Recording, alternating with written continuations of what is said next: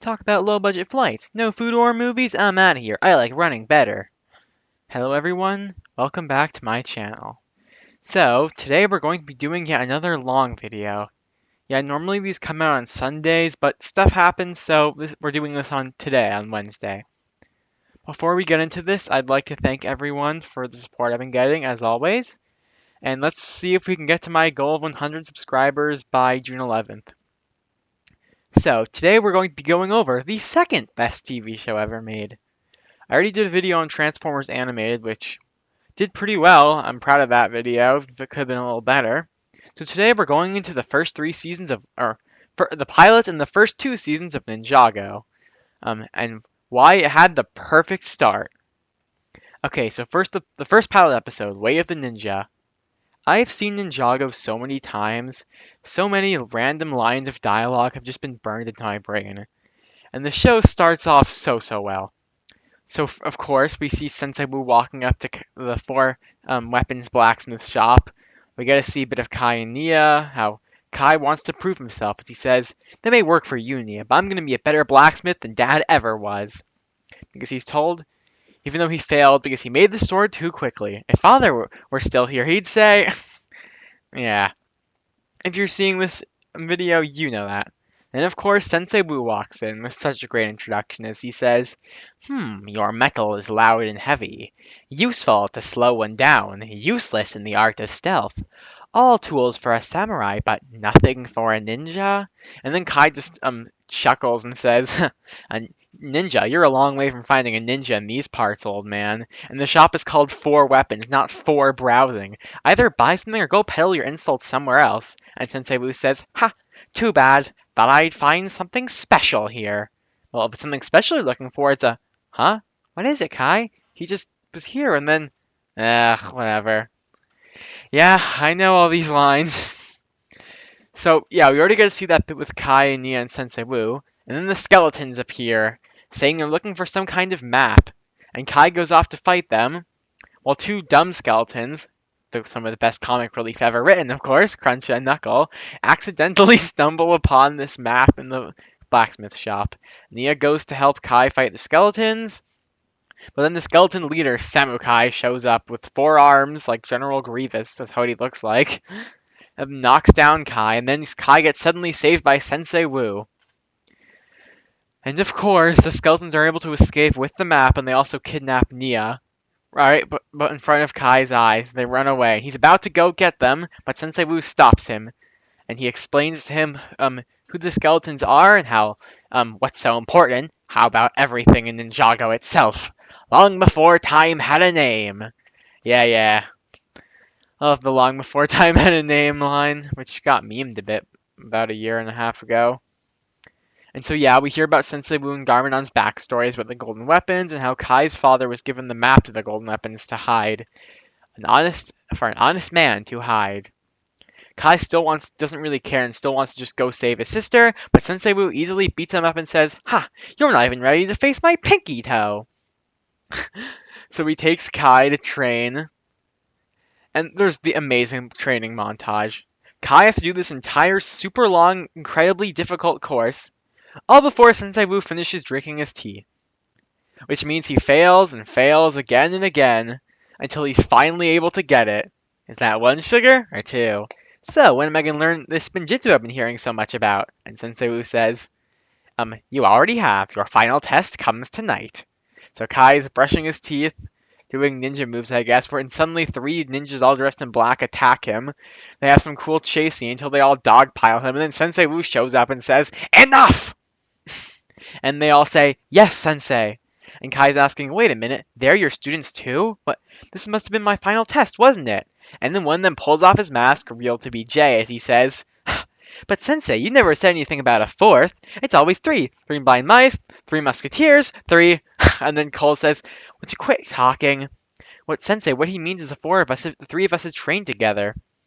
We're solid, Kai smirks. Didn't look so solid to me. And then Sensei Wu gives them all their costumes and by doing Spinjitzu, tells them all their power elements and stuff and introduces them. And even here, when they hardly have any lines of dialogue, the ninja already have so much personality. White Ninja is Zane, seer with sixth sense, master of ice. I sense this one takes things a little too seriously. Blue Ninja is Jay, master of lightning. That's not all I'm the master of. I dabble in inventing, model building, touch of cooking, little poetry. And Cole says, more like mouth of lightning. Cole, team leader, solid as a rock. And just for the record, kid, there ain't nothing in this world that I'm afraid of. Except dragons. Dragons aren't from this world, Zane. I meant in this world. Okay, all that aside, the ninja then go pulling Sensei Wu and a ricksaw to the Caves of Despair, where they'll find the first golden weapon, the Scythe of Quakes. Once again, we get more colorful interactions between the ninja and the amazing donut scene, which you probably remember if you're watching this. I mean, how could you forget? Oh, and when the ninja are pulling Sensei Wu, they all explain to each other where they came from, and how Sensei Wu found Jay, Cole, and Zane, which gets expanded on way later in the show, but I did appreciate that. And of course, they manage to get the golden weapon without much trouble, except for Jay sets off the echo, which alerts all the skeletons. And then they have to fight the skeletons, and they obviously can't, especially since Sensei Wu said that they can't use the Scythe of Quakes because its power is too much for us mortals, I guess, as Jay would say. But since the ninja have no chance, Jay is able to figure out Spinjitzu, which is what. And when Sensei Wu said they already knew it, he was right. Every single move in the training course was Spinjitzu. So they're all able to do Spinjitzu, make the skeletons run away, and they all are really happy and proud of themselves. Until one of the guardians for the weapons, this giant earth dragon, attacks them and almost kills them until they're able to escape, but Kai to use the scythe. And Sensei Wu yells at him not to have used it, but there are still 3 more weapons left. And then we get this ominous ending of Samukai talking to Lord Garmadon. Okay, King of Shadows. So this one starts off with the ninja on what looks like a prototype of the Destiny's Bounty, getting explained the Tornado of Creation by Sensei Wu, the ability to create something out of nothing. And then, okay, they make it to this ice cat temple place in this super quick but really good scene where they grab the shurikens of ice only for Zane to get blasted and frozen by an ice dragon, so they all quickly slide out as they get it chased away by it. Then we get a montage of them finding the nunchucks of lightning atop a giant floating nunchuck thing, while also getting chased by a lightning dragon. And the ninja are all celebrating that night, saying how great they are. We get a lot more good lines, some fun. Yeah, well, it's just fun. This show is fun. That's definitely very important. But then as the ninja are all sleeping, Kai sees Nia and runs to find her, but it turns out it's just Garmadon's spirit pretending to be her, and then he has her locked up in the fire temple, where the sword of fire is, and how you are going to deliver the sword of fire for me. So Kai grabs it and saves Nia, but then Garmadon makes an entire army of Shadow Kais who easily beat him up until they get saved by Sensei Wu suddenly showing up and making shadow puppets, like an eagle.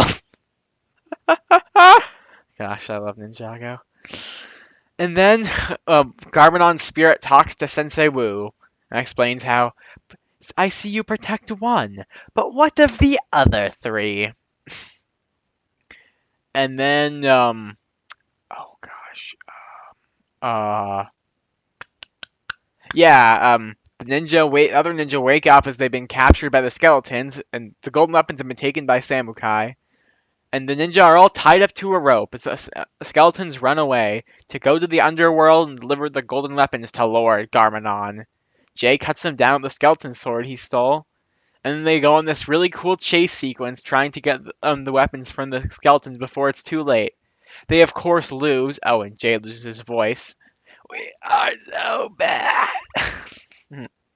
That's my Jay loses his voice impression. And the ninja are pretty much in despair. They think they're doomed. But then we see that Kai and Ni are able to befriend the fire dragon in the fire temple right after Sensei Wu dove inside the lava in the fire temple, which leads to the underworld, where he'll find Garmadon. And Sensei Wu he brought the sword of fire to the underworld because he doesn't think the skeletons will be there. But they of course are, and he has to fight Samukai right after finally meeting Garmon, who great as Garmon is in the pilots, it's kind of underwhelming for his big introduction. I mean, I guess his big introduction was before it with the Shadow, but as just a regular minifigure anyway, his introduction is just him standing in the corner. But then we cut back to the ninja. Nia explains how the dragons are of both worlds, and they can make the ninja go. They can take the ninja into the underworld. But Cole says, "There's not enough room for all of us on that thing." And Kai says, "You're right, Cole, but I got a better idea." And next, they can say that How to Train Your Dragon's got nothing on this. Okay, I kid, but so the ninja each ride on one of the dragons in this epic sequence as they fly around with great music playing. As the dragons zip around what it looks like they're doing spinjitzu, and they go inside into the underworld, where um they confront a bunch of skeletons who they obviously can't beat because there's so many of them. So even though it could lead to disastrous consequences, they do the tornado of creation, create a giant phone cage thingy, as Kai would say. It looks like a Ferris wheel, and lock all the skeletons up in it. And then they find Sensei Wu fighting Samukai with Garmadon watches, Star Wars style. And then Sensei Wu loses and jumps away, and Samukai has all 4 weapons. And Garmadon says, "Give me the weapons." And Samukai says, "No, you will obey me now." But then Garmadon laughs like a supervillain and says, you thought I wouldn't plan on your betrayal? Even I cannot handle all their power." Because Samukai starts shaking and then blows up as Garmadon explains his master plan. And then it creates a giant portal so Garmadon can cross over into Ninjago as he explains how good and evil there has always been a balance. Where I go, the balance can be destroyed. Soon I will recreate the world in my image. And Sensei Wu tells him in this really weird voice, "Father would not want you to do this, brother." He says, "Father is no longer here, and you were always his favorite." And the ninja pick up the weapons as Sensei Wu says, "He is gone, but he will return." The ninja make it back to the Kai's blacksmith shop. They all hug, they make up, they're happy. They know that Garmadon's coming back, but this time they're gonna be ready. Ninjago is the best pilot episode ever written, of course. It's a shame that these aren't included on streaming services. I mean, if you want to watch Ninjago, the pilots, you're going to have to either find them on YouTube or get an obscure DVD. They're never included on the Season 1 DVD, not on Season 1 when on Netflix or anything. I mean, when Ninjago was on Prime Video, it was included with Season 1, but not anymore. They should have just re-aired these this is the premiere of Season 1, but it's fine. These are great pilots. And they really show how the writers already knew exactly what they wanted to do with these characters. Then the formal introduction to the show, Season 1, Episode 1, Rise of the Snakes. Sensei Wu thinks the years in ninja training, but of course it's just the ninja playing video games. And he starts telling them how they're slobs and they should be training for when Lord Garmadon will return someday, and unplugs their video games. The ninja get a bunch of great one-liners, like as Sensei Wu tells them, "Never put off until tomorrow what can be done today." And Cole says, "Well, I was gonna eat this pizza tomorrow, but if that's the case, no pizza for you! In order to fulfill your full potential, you must train!" "You cannot even begin to understand the secret your golden weapons hold." And Cole says, "If you're talking secret powers, check this out." And he uses the side of the quakes to pick up the outlet and plug it back into the wall, and the video games turn on again. And Zane says, "Do not worry, Sensei. If Lord Garmadon returns, we will be ready." And then Nia just rushes in and says, "Guys, it's Lord Garmadon. He's returned!" And the ninja all scramble like idiots, running to their dragons, being a little messy, of course, and flying to Jamanakai village, where it turns out it's not Garmadon, it's just his son Lloyd, who demands all the candy in town, or else I'll unleash the serpentine on you. Where he opens up a jar of rubber snakes that spring out. Kai says the serpentine are just some dumb legend that nobody should take seriously, and you can't expect to scare people with that. But Zane says the serpentine are real, Kai. They're not something to joke about. And then, instead of the ninja dealing with Lloyd, really, since he's just some dumb kid, they hang him by his pants on top of a store roof. and then just buy candy and eat it in front of his face and then walk away. Except they find on Sensei's bag that was Kai accidentally grabbed and put on his dragon, the prophecy of the Green Ninja. One ninja will rise above the others and become the Green Ninja and defeat the Dark Lord. And all the ninja think that they're each the Green Ninja because they're all so full of themselves. Well, Cole says they aren't meant to see this, but he wants to be the Green Ninja too. And then Lloyd, who's run away, I guess, accidentally wandering in the snow, somehow stumbles upon a serpentine tomb, the Hypnobrai, where through circumstances he ends up becoming their leader. While the ninja go off and have some kind of cool arena match to decide whoever wins this is the Green Ninja. Kai almost wins, but his golden weapon goes out of control, and then Sensei Wu has to stop it and explains how, yes, this is what he meant by the powers their golden weapons hold, and how they're on the path to discovering their true potentials. And then they go to Jamanakai Village once again because Lloyd's attacking it with the Serpentine this time, and they all freak out until they're all able to save the day, and yada yada yada. Yeah, there are so many episodes to cover. This could take forever, so I'm going to try to go quickly over this. But the point is that at the end, we see that even the ninja are happy now, and they think they defeated the Hypnobrai. One of them, Scales, has control over Cole. Okay, home. The first character-focused episode. So this one's about Zane, how the other ninja think he's weird. But not, someone who is different, but someone who, not, is he weird because he is someone who is different, or someone who is different than you? No, Sensei, he's weird.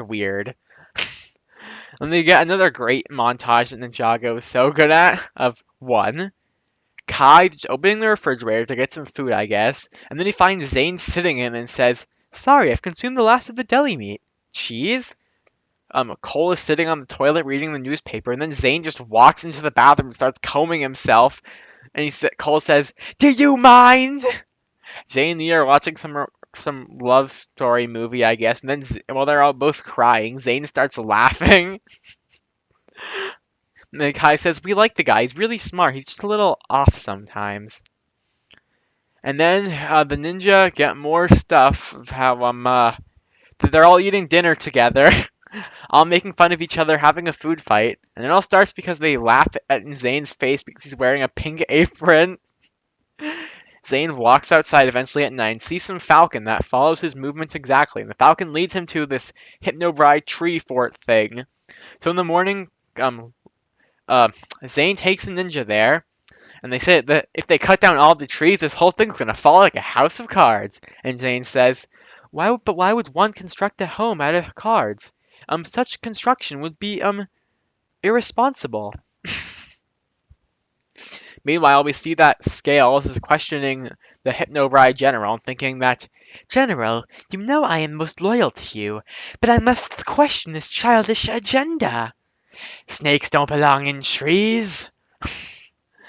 And as the ninja are about to stop the Hypnobrai fort, after the Hypnobrai launched Lloyd through a trap door, Scales hypnotizes Cole into fighting the other ninja, and he's just barely able to snap out of it at the last second, but the whole tree fort comes crashing down, the ninja escape. Except the Hypnobrai have already fled, and Sensei Wu has to pick them up on the fire dragon. Except the monastery they all live in is unguarded, so when they come back, it's been completely burnt to the ground, because the Hypnobrai got to it first. And then Kai yells at Zane, who are saying, "If we didn't follow that silly bird, none of this would have happened." And they all feel kind of bad for yelling at him, but he's gone and they can't find him. And then we find out that Scales has the Hypnobrai staff that the ninja took and left in their monastery. And he won't give it to the general, saying that we must fight for it in the Slither Pit. And they have some quick fight where Scales beats him up easily. Then Scales wins, grows a tail, becomes a Hypnobrai general. And then the former general's tail disappears and grows legs.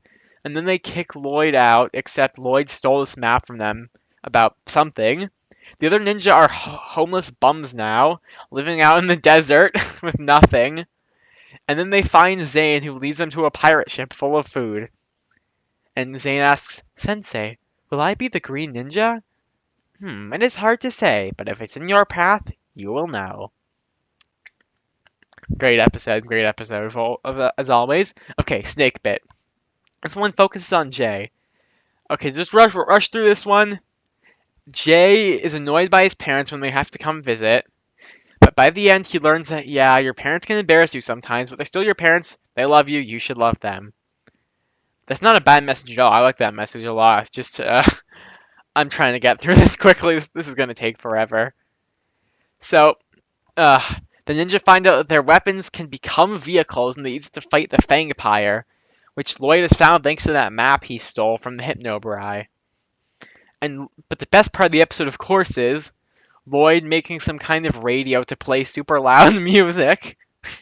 Bum bum bum bum bum bum. Sorry, Uncle, I can't hear you. And yeah, that's the episode. Next, never trust a snake. Zane has this super weird dream where he wakes up. He can't find the other ninja. He finds Sensei Wu and Nia, though, and he finds that Garmadon is there who wants him to take the golden weapons. And he's beating up Zane until the green ninja shows up and seems to possess attributes of every single one of the ninja. And then he beats up Garmadon and kicks him off the Destiny's bounty while it's flying. Yeah. And Zane asks, "Who are you?" Then he wakes up and tells the ninja that he had a dream about the green ninja.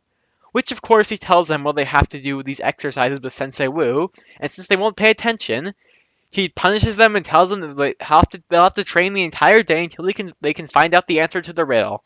What is the best way to defeat your enemy? Meanwhile, Lloyd, now leading the Fangpire, wants them to go attack the Hypnobrai for betraying him. But it turns out the Fangpire and Hypnobrai generals are best buds, so they kick Lloyd out, and he goes into the Anacondri tomb, the most powerful and feared Serpentine tribe. But there's just a bunch of skeletons and one single guy left, because he says that his stomach rumbles as he says, "Oh, poor things. Locked away for all those years with nothing to eat. They must have starved to death or something." Yeah, it's a fact, not just that Python didn't just eat, this Anacondri, by the way. He didn't just eat his kind to survive, he just likes eating other Serpentine. Yeah, he's a cannonball. Of course, this is never actually said in the show. I mean, duh. And, okay, so, the ninja are trying to find out the riddle and train and stuff. And they all still think they're the Green Ninja because of stuff like Kai saying his hand was on fire, so I must be the Green Ninja. But Cole says, "No way, he had incredible strength, it's me." And Jay says, "He had nunchucks, I have nunchucks." And Zane says, "You're all missing the point. The Falcon was there and it was my dream, so I'm the Green Ninja." And then we get this montage of Pythor and Lloyd just doing petty crimes. And Pythor says to Lloyd, "I'll be your friend," and tries to steal the map of Serpentine tribes from him, but isn't able to do it and just backs off. And Lloyd's asleep. And then the ninja the next day find that Pythor and Lloyd have gone to get revenge in Lloyd's old boarding school, Darkly's boarding school for bad boys, who kicked Lloyd out for apparently not being evil enough.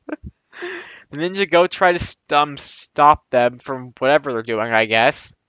And they're able to get Lloyd, except Pythor escapes, steals the map, betrays Lloyd, and says, "All you ever wanted was to make the Serpentine your slaves." The ninja have Lloyd now, and they're asking Sensei Wu, what are we gonna do with him? And then Sensei Wu says, "I know exactly what to do." And he just puts Lloyd in bed, reads him a bedtime story, tells him good night, and walks away. And the ninja asks, "Why would you do that? The brat should be punished." And he says, "Do you know the answer to my riddle?" And they say, "No." He says, "The best way to defeat your enemy is to make him your friend." And they say, "Oh." Next episode, Can of Worms. All you need to know about this one is that it has Pink Zane in it. So, this episode has probably my favorite message out of any Ninjago episode. I don't know, maybe not. It's just this episode teaches the destructive power of rumors and how jumping to conclusions can only lead to trouble. Because the ninja are all enjoying their mornings, Lloyd tells them oh, you're having problems? Well, the other guy caused it. So the ninja all start yelling at each other. in the best one of the best interactions in the entire show until Sensei Wu confronts them and tells them that he put Lloyd up to this, that he wanted to teach them about the destructive power of rumors, yada yada yada.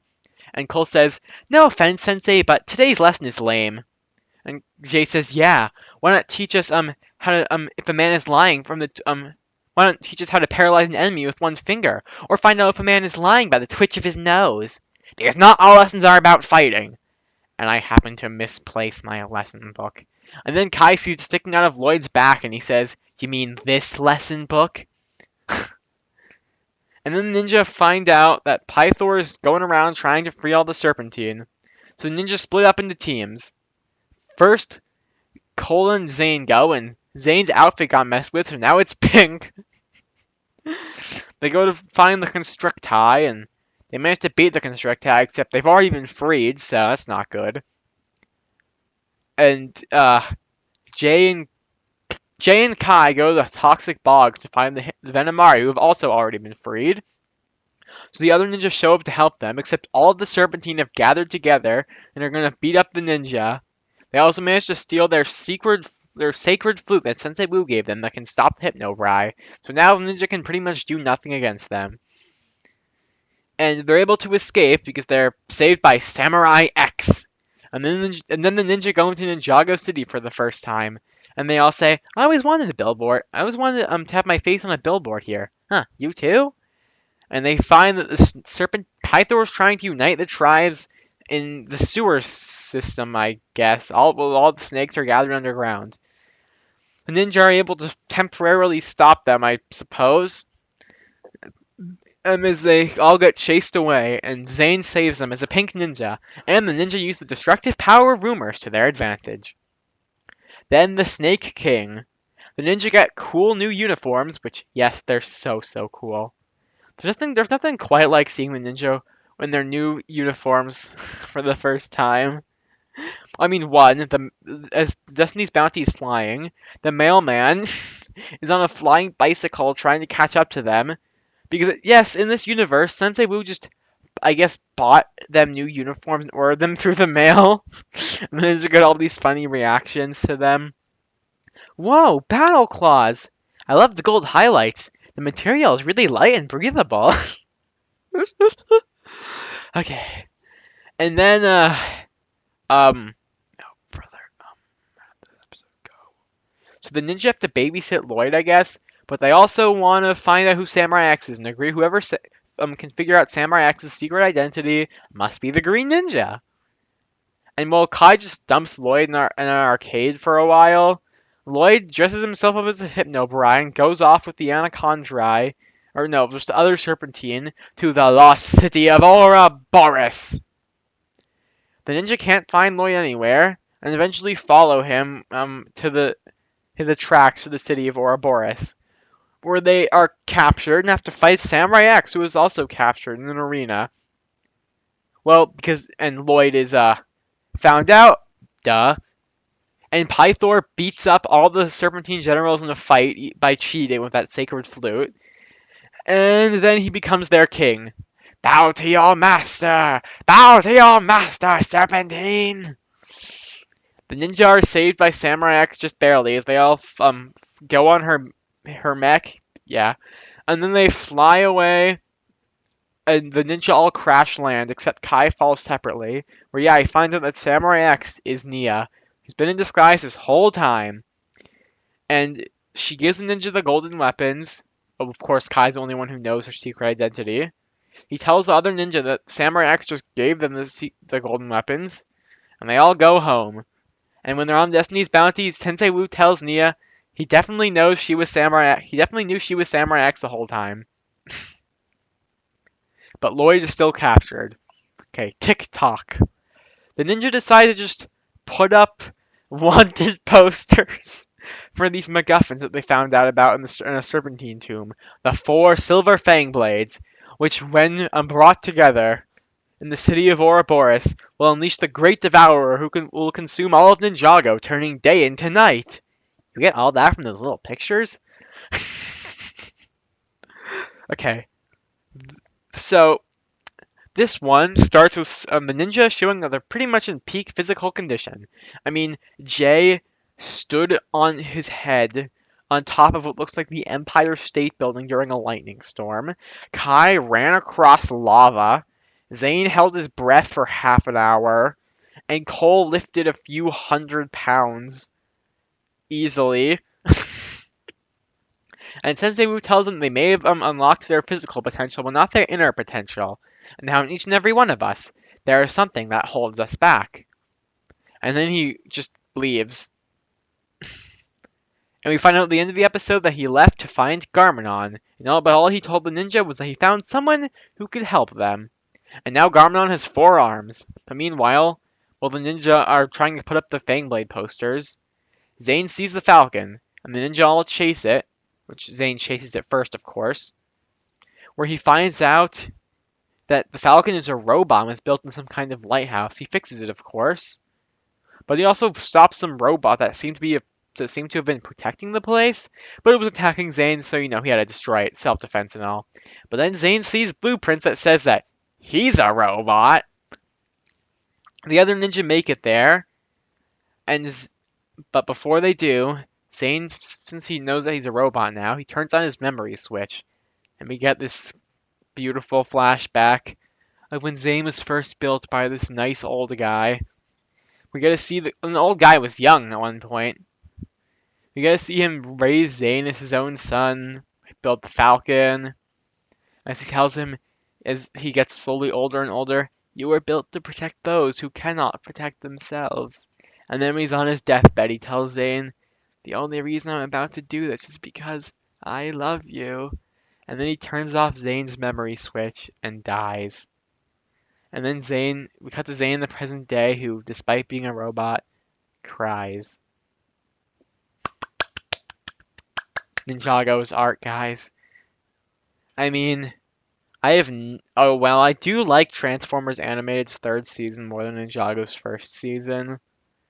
Yeah, I'm amazed that this show itself ever managed to even top something like this. So the ninja finds Zane, he tells him he's a robot, and he says the reason I never had a sense of humor was because my funny switch was never turned on. He turns it on, then starts dancing and singing "Hello my baby, hello my honey" like the dancing frog from Looney Tunes. Hello my baby, hello my honey, hello my ragtime gal. And then the ninja get attacked by these giant AT-AT looking things called tree horns. And the ninja are beaten up easily. Zane, understanding who he is a ninjroid, but he is still himself, unlocks his true potential as he says, "I know who I am," beats up the tree horns and saves the ninja. Meanwhile, in this subplot, Pythor finally is able to make the map to create to the 4 silver fang blades, and he announces that the Serpentine are gonna go find him now. Okay, once bitten, twice shy. Jay is turning into a snake because he got hit by a vampire skeleton. Takes Nia out while turning into a snake and trying to make sure she doesn't find out. He's trying to not be himself. The message of the episode is be yourself. Nia likes Jay just the way he is. He unlocks his true potential, saves her from getting killed on a roller coaster by the Serpentine. He finds out that she's Samurai X, and the Serpentine get the first Fang Blade. Oh, and Sensei Wu goes on his traveling trip with Garmanon, trying to make it back to Ninjago, in the realm of madness. Okay, the Royal Blacksmiths. Might just be my favorite episode of the season, but maybe the next. Well, it's okay, whatever. For top 3 episodes of the season. So the ninja need to get the next Fang Blade because they have no idea where it is. Pythor thought he knew where it was, but it turns out that it's gone. And Cole sees a picture of it and thinks that he's seen it before, and that his dad's won it in a trophy called the Blade Cup in some competition, multiple years in a row, I guess.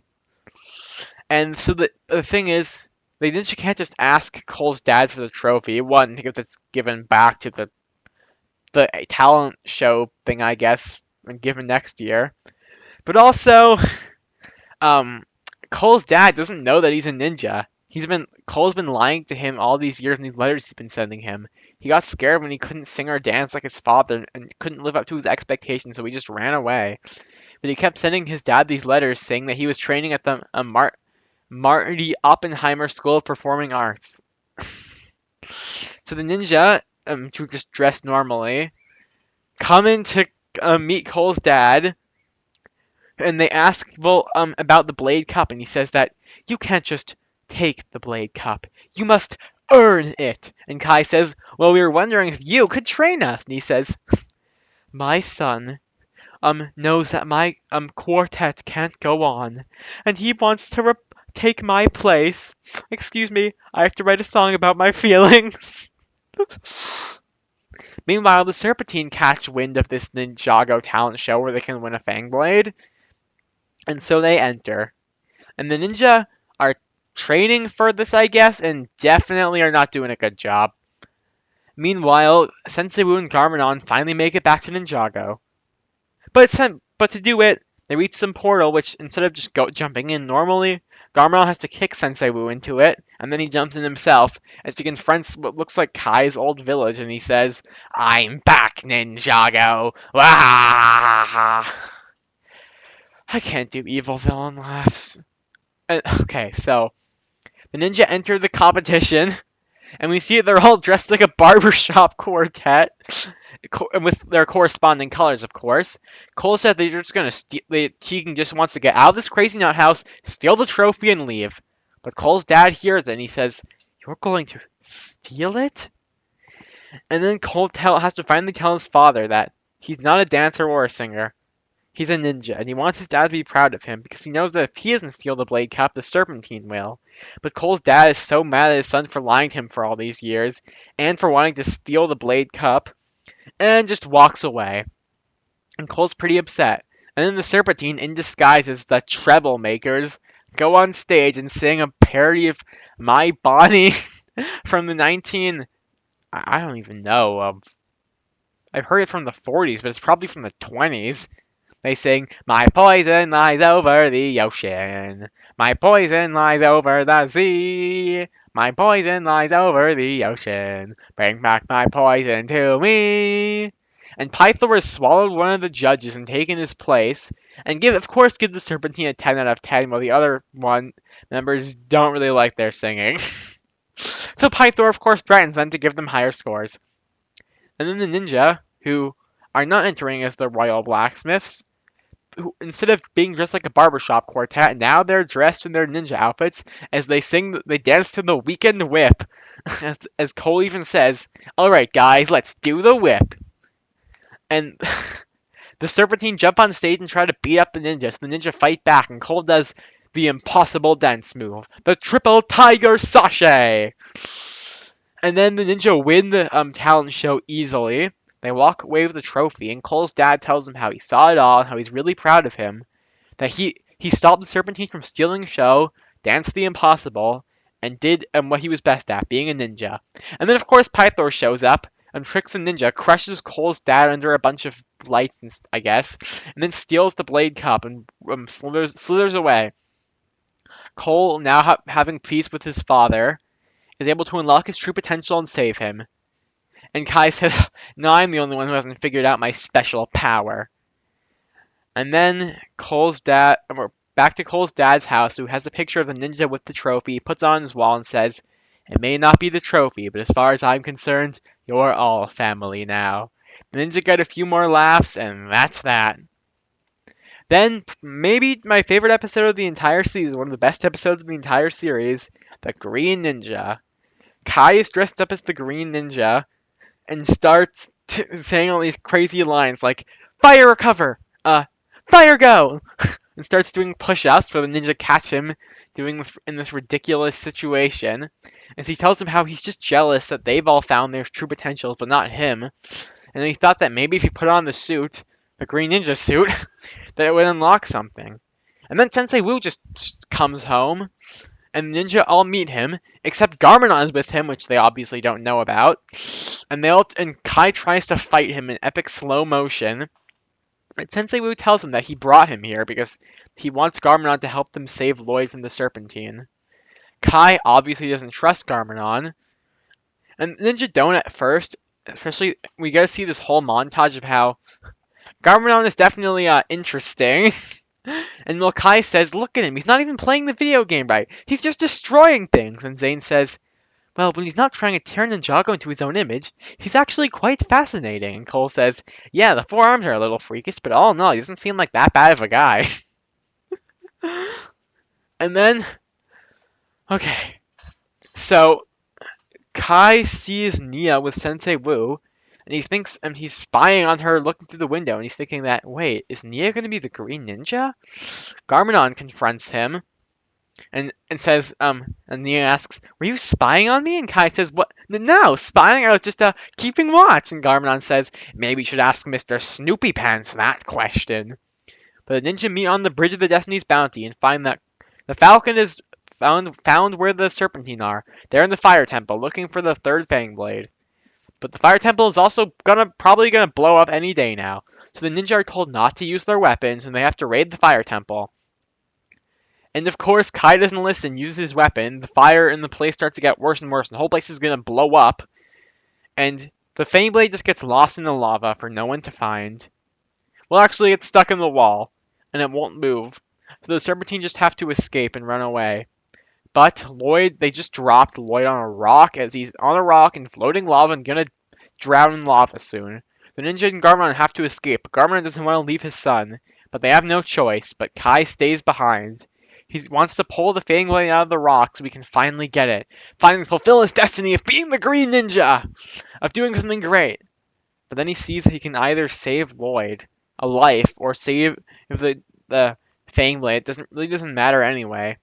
And he decides to save Lloyd, and he flies away to the Destiny's Bounty, having unlocked his true potential. As he realizes that all my training to become the Green Ninja wasn't to be the best ninja, it was to protect him. As he realizes that, yeah, Lloyd is the Green Ninja. And he really gets to humble himself in this episode, especially after he thinks Garmadon tries to steal the golden weapons and tries to kill him until he beats him up and says, well, why isn't anything happening? And Sensei Wu says, because you cannot defeat someone who allowed himself to be defeated. And of course, but because of Kai's speech at the end of the episode, the ninja finds out that Lloyd is the Green Ninja, has been this whole time. But that means that Garmadon will have to fight his own son now, because Garmadon is the Dark Lord. Or so we think, but that's later. Next episode, next episode, at the end of the episode, the Serpentine are walking away from the Fire Temple. They're all mad and angry, especially Pythor for not getting the Fang Blade. But then he sees the Fang Blade floating in the lava and picks it up with his staff as he looks at its reflection in it and says, it's so beautiful. And he tells the Serpentine, keep it warm, boys. We've only got one more to go. All of nothing. The ninja go to and Kid just steal the last three Fang Blades the Serpentine have in their huge underground tomb. Leaving Lloyd behind, of course, as he's still too young and too important to risk for this mission. Oh, and when the ninja are doing this, Lloyd finds out that Garmadon is stealing secret files from them, I guess. And he yells at Garmadon to just leave. He's really angry at him. And since Garmadon tells him that evil runs through my blood, I have no choice. I have to do this, even if I don't want to. Says that every boy can grow up to be whatever he wants to be. I never had that choice. But your uncle has a plan for you. And even if it may be to stop me one day. But Lloyd, once again, just yells at him to leave, so Garmadon leaves. And while the ninja do a good job fighting the Serpentine, they end up getting captured and locked in a cage, and they're going to be lowered into a vat of venom. But Lloyd shows up dressed as the Green Ninja and says, the Green Ninja is here to save the day. The Serpentine all laugh in his face because they wouldn't even know what the Green Ninja is. And Lloyd is about to be killed until Garmadon shows up with the skeletons of all characters and says that he learned from Lloyd that he does have a choice, at least somewhat anyway. And the skeletons are able to fight off the Serpentine. Ninja are able to run away with all four Fang Blades and escape to the Destiny's Bounty and party. And as they say, they're going to destroy on tomorrow in some huge volcano. But we see that Pythor, being able to turn invisible, has snuck on board. Next episode, Rise of the Great Devourer. Pythor sneaks on board, steals the four golden weapons, and Sensei has these weird visions thinking that he's going to die soon. The Serpentine take over some bus. What is that, a truck? That is no truck. That is a moving fortress.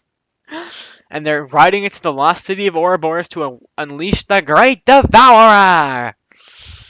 The ninja have to stop him, but as they go through each different train, car, truck thing, they go through each cart. The last one is just Sensei Wu and Pythor's. He leaves with Pythor himself as he tells the other ninja that they have to leave and look after Lloyd.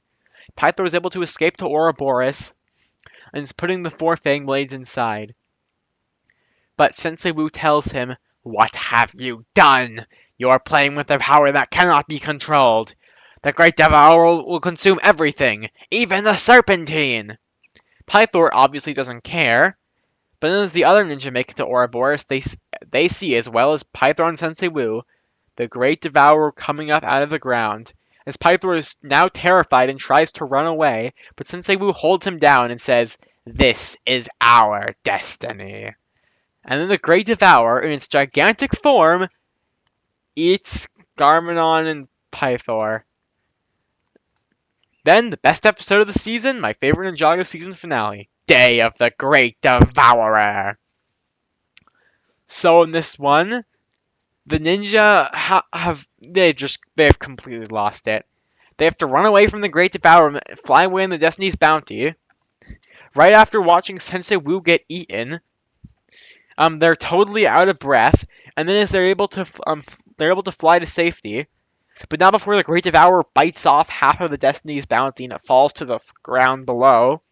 And then as the ninja are in the sand, thinking they're safe, the Great Devourer comes up out of the sand, tosses up the other part of the Destiny's Bounty, catches it in its teeth and crushes it, and then just slithers away. And then, oh boy, so through a bunch of stuff, the ninja almost beat the Great Devourer, but don't. Make it Ninjago City. Still can't beat it, no matter what they try.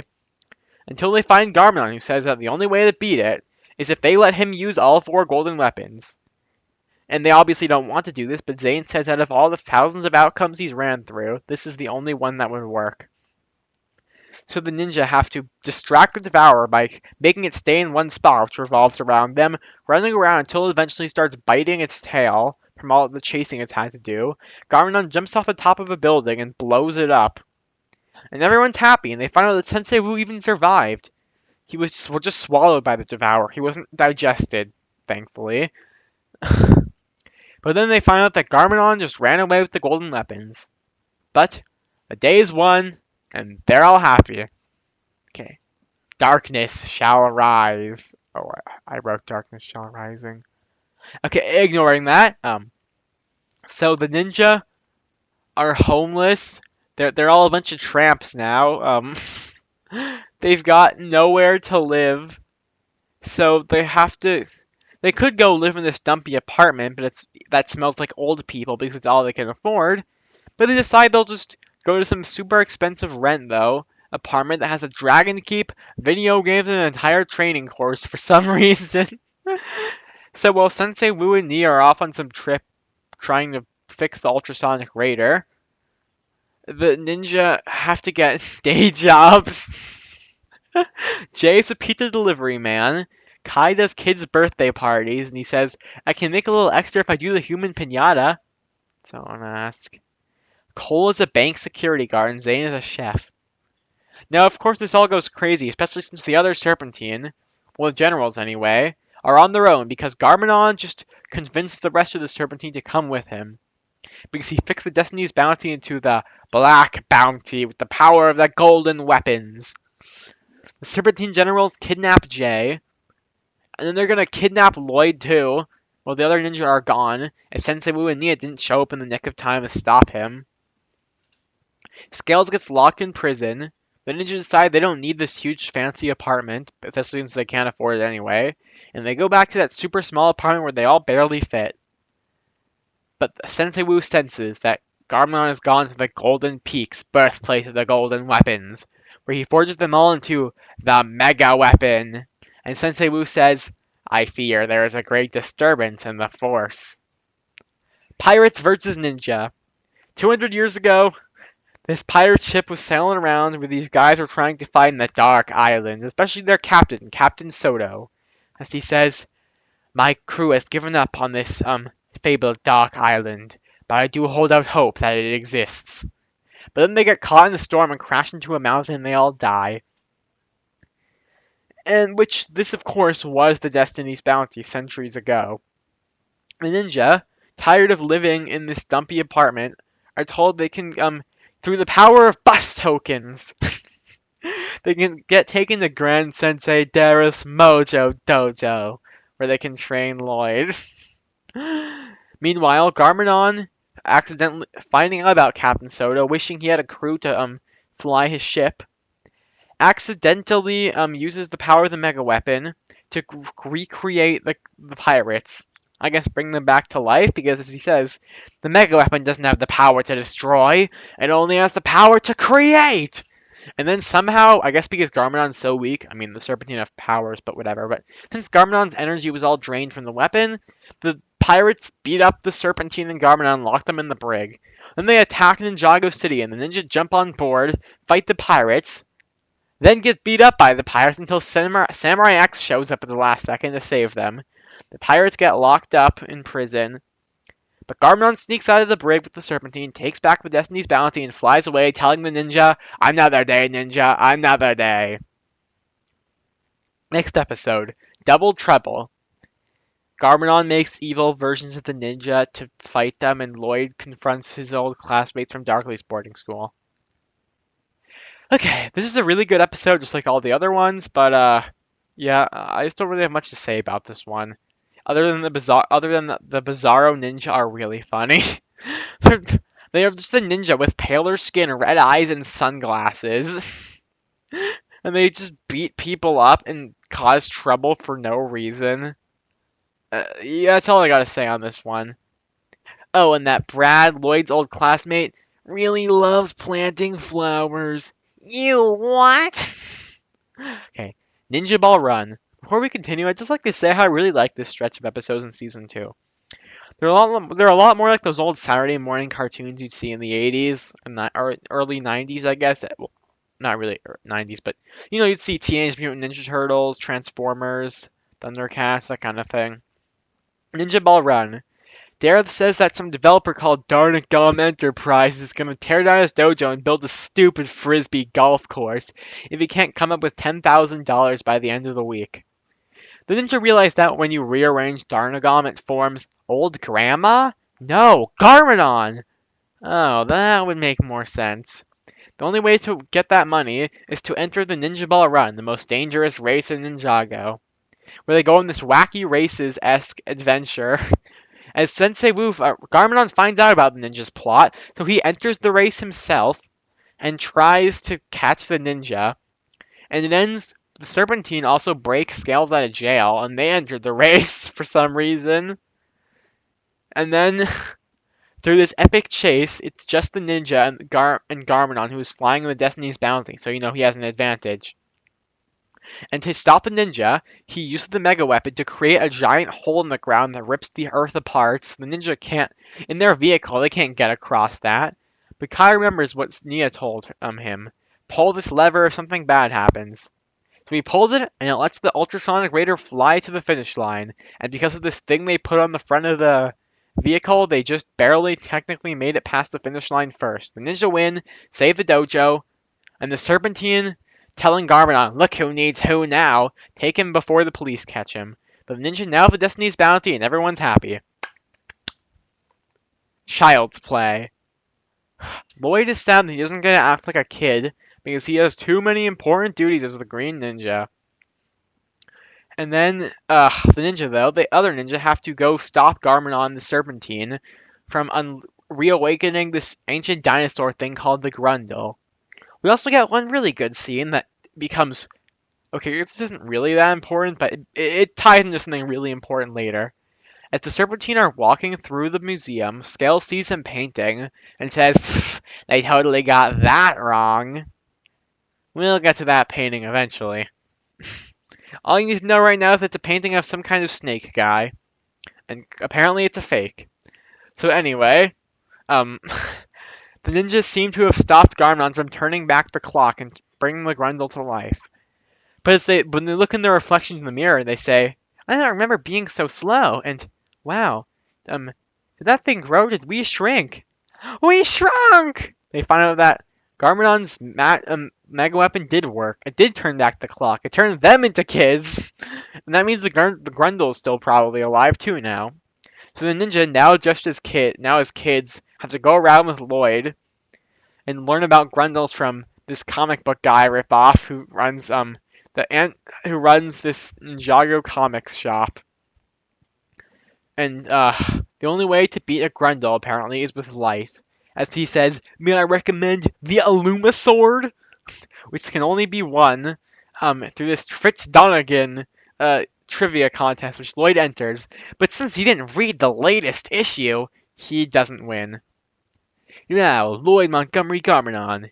How did Fritz Donegan defeat the Imperial Sludge? Well, I haven't read the latest issue. And the Grundle finds the ninja, tries to eat them all. But Sensei Boo, having done research this whole time, gives the ninja this potion that says it will turn them old and Grundle back into dust and bones. But they say that would hit Lloyd too, and he can't miss out the rest of his childhood. It isn't fair. But Lloyd, being selfless, does it anyway. It stops the Grundle, turns the ninja back to normal, and makes him older as well. And as the comic shop is destroyed, the day is won. The comic book guy ripoff gives Lloyd his issue and says, here, you can have my copy of the latest issue of Starfarer. And Lloyd says, no thanks, I already know how it ends. And then we get this great narration from Sensei Wu as it slowly pans out, revealing this cool green ninja comic that says, there comes a time when we must all grow up. But it is important to not lose sight and look back to our pasts, for our childhood is the greatest lesson we can ever learn. I tip my hat to you, Sensei Wu. One legend to another. Wrong place, wrong time. Garmadon sees that Lloyd is older, sees the ninja are still really tough, and wishes the ninja never existed. So he uses the mega weapon to create a time portal to travel back in time to the pilot episodes. The ninja follow him, well, it's 4 ninja anyway, and Garmadon wants to change time so that Lloyd never becomes the green ninja. And we get this great whole thing of them going through the pilots, the ninja meeting their past selves, meeting past Sensei Wu, current Garmadon meeting past Garmadon, and after a bunch of great stuff, like what I'm sure it's supposed to be like the mirror scene from Duck Soup, which you would know how much I love Duck Soup if you saw my video on my 10 favorite movies, where Kai the future Kai takes out the mirror in the present Kai, so when he looks at there, he thinks he sees his reflection because the movements match exactly. But no, he just sees Kai, his future self. And then he starts talking to past Kai. And then, oh boy.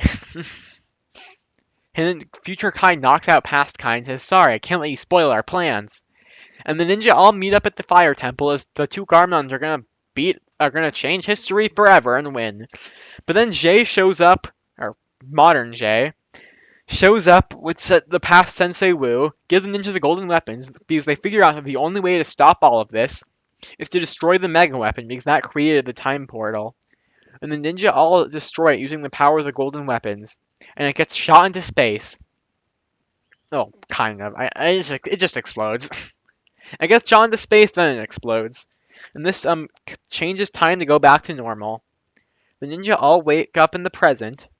Lloyd is still here, except he doesn't even know what a mega weapon is because they made it so that it never existed. Oh, and Sensei Boo says "Great Scott" in this episode. And at the very end of the episode, is the ninja all laugh eating their watermelon. Sensei Boo sits atop the Destiny's Bounty and sees the sparkle of the golden weapons in space. The Stone Army. Garmadon wants to find the Dark Island with the serpentine, but gets kicked into the ocean as Scales takes over. The ninja meet Lloyd's mother in this museum. This ancient stone warrior statue gets brought to life and tries to attack the ninja. The ninja find out about Lloyd's mother. Lloyd's able to make peace with her, I guess. And the ninja hear the second half of Long Before Time had a name. That even before, as soon as the first Benjitsu master created Ninjago, evil arose. Wherever there is light, there must always be shadow. The overlord, the embodiment of evil. The first Ninjutsu Master couldn't beat him, especially after he created the Stone Army. So the first Ninjutsu Master just split Ninjago into two, Ninjago and the Dark Island. And then uh, Garmadon wakes up on an island, which seems to be the Dark Island, because he hears the Overlord's voice as he says, the Overlord voiced by Scott McNeil himself. I go by many names, but you may call me Overlord. The day Ninjago stood still. So the Serpentine decided to go bury underneath Ninjago City and cause Ninjago City to crash into the ground. Except they find a bunch of Stone Army warriors who are just left here, unconscious, I guess, in a comatose state, maybe. They get brought back to life through Great Devourer venom that seeped through the walls, and then they beat up the Serpentine. The Serpentine get trapped inside this cave, and the bunch of earthquakes happen, which are all mentioned in Lloyd's mother, Misako's prophecies. That when the first sign of the beginning of the final battle will be these earthquakes, and the ninja have to evacuate Ninjago City along with all the people, because the Stone Army is way too dangerous. Meanwhile, we see that Garmadon has now been given some kind of helmet by the Overlord, sitting atop this giant clock, and he says, once the helmet is removed, the countdown to the final battle will begin. And yeah, that's how it goes. And Garmadon yells, Garmadon is back, baby! Garmadon is back! Okay, the last voyage. The ninjas sail to the Dark Island, but before they can find it, they come across this lighthouse where Zane finds his father, who is the guy who built him, who is still alive. And he explains how after Zane left, after he saw his father die, Samukai and the skeletons showed up and revived the old man with an elixir, and said that he wanted him to build vehicles for the skeleton army. Dr. Julian, that's the old guy who built Zane, said no, so they just locked him in the lighthouse and said that they would never free him and he would only ever be able to see his son again if he built vehicles for them. And then Zane is able to reconnect with his father, and we find out that the reason Zane's father's never been able to leave the lighthouse is because there's a giant kraken guarding the place. But Zane is able to free the kraken, as he says, nobody deserves to be chained, not even a monster. I didn't know about that. But anyway, the ninja go sail off with Dr. Julian now as they're off to the Dark Island. Okay. Oh, and Garmadon now has the Stone Army, the ones that were left on the Dark Island, working for him as they're mining dark matter, able to turn the whitest of hearts wicked. So ninja hiding on the Dark Island from the Stone Army are told the only way they can stop the Stone Army is if they find the Temple of Light, which will give the ninja pure elemental powers, as they fulfill their destinies of protecting the Green Ninja, the Chosen One, who will be able to invoke the power of the Golden Dragon, an ancient martial art only practiced by the first Ninjutsu Master himself. The ninja, of course, though, gets spotted by the Stone Army. Sensei Wu asks, how many? One? Two? How about all of them? But the ninja make it to the Temple of Light as they're being chased, by the way, as they get one of my favorite scenes in the entire show. I've probably said that a lot already, but it's just so good. The ninja make it to the Temple of Light and see that, somehow, there are paintings of everything they've ever done, finding the bounty, the devourer, even right now. The four ninja find these little logos of their elements on the floor. They step on them. Lloyd stands in the middle, jumps and hits this bell, and then it makes this super cool sound, and the ninja all get cool new costumes and weapons, and they all shoot their powers at Lloyd, who gains golden dragon powers. And as the Stone Army approaches, they all easily beat up the Stone Army, and they're victorious. Best episode of season 2. The Last Hope. The ninja have gotten pretty overconfident with their new powers, but Sensei Wu tells them to be wary of overconfidence.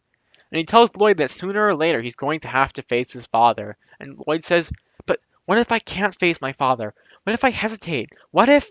And Sensei Wu just tells him, what if there are no more what ifs? Someone should make a compilation of Sensei Wu quotes, and that should be there.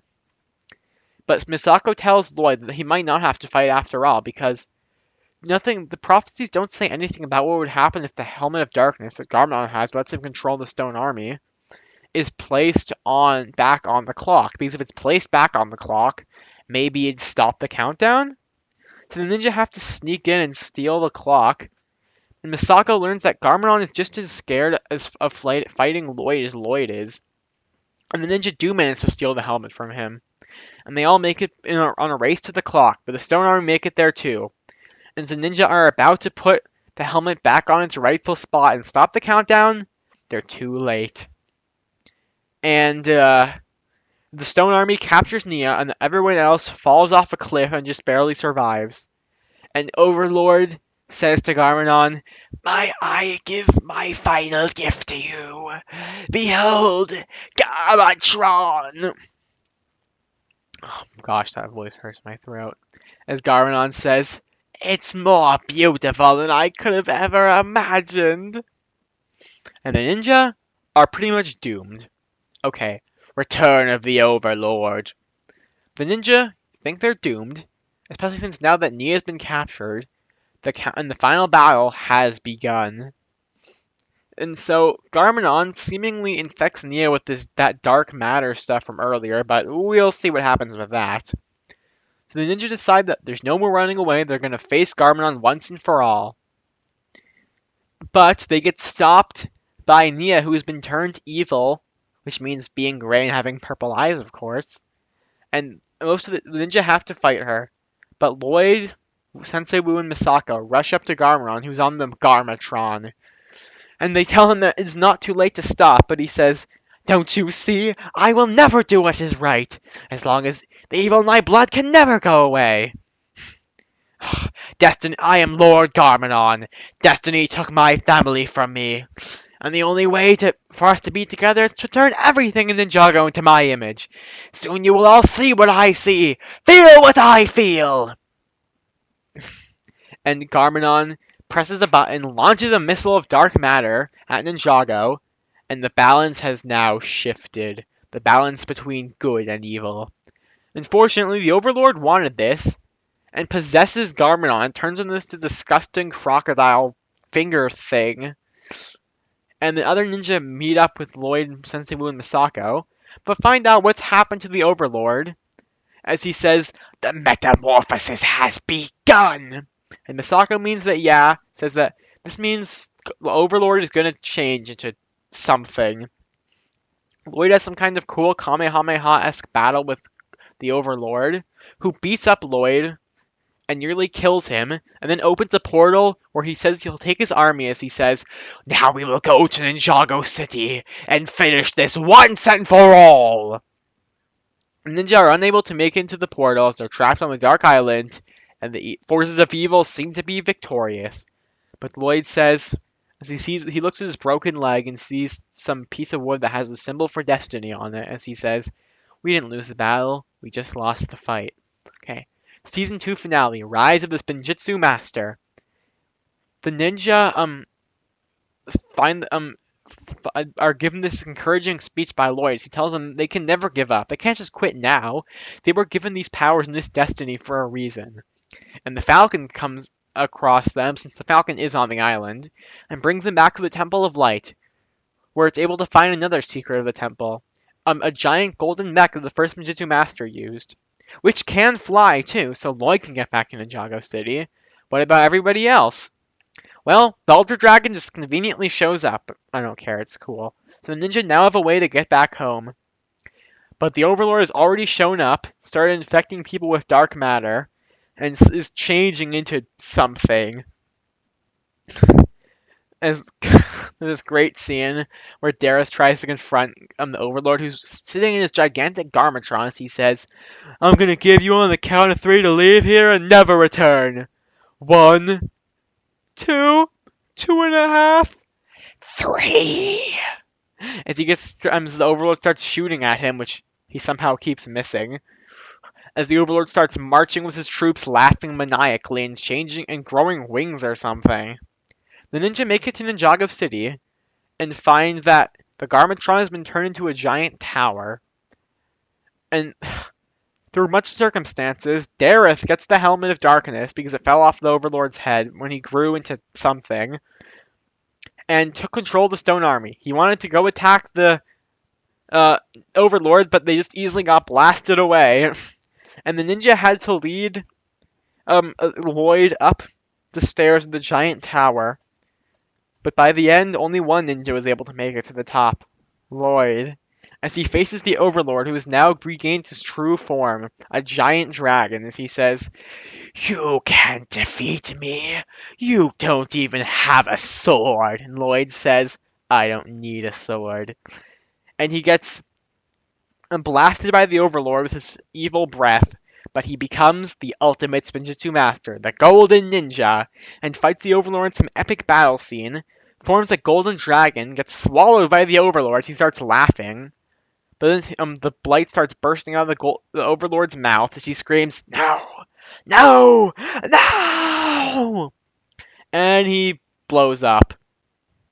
But good has won, evil has been destroyed, Garmina has been unpossessed and turned back into a human. Everyone's happy, the day is saved, they look off into the sunset, but they say that there's always more to do.